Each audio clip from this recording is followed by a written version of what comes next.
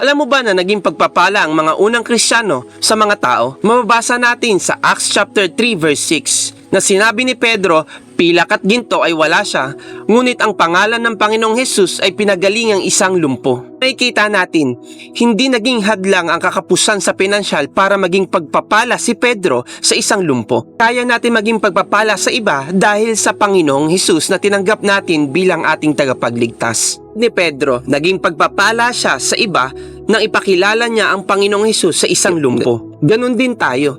Ipakilala natin ang Panginoon sa iba, lalo na sa hindi pa nakakakilala, at ipanalangin sila sa pangalan ng Panginoong Hesus. Gayon matutupad ang katulad ng nangyari kay Pedro. Naging pagpapala siya sa karamihan dahil ang Panginoong Hesus ang kanyang pinapakilala. Kailangan natin ipakilala ang Panginoon sapagat maraming tao nabulagan sa ginawa ng kaaway na ipakita na ang tanging kailangan ng tao ay puro pera. Kaya kung may inilalapit ang Panginoon sa buhay natin para ipakilala siya, i-grab na natin ang opportunity na maging pagpapala tayo sa iba. Upang matutunan ng bawat isang taong hindi pa nakakilala sa Panginoon na una nilang lapitan ay ang Panginoon.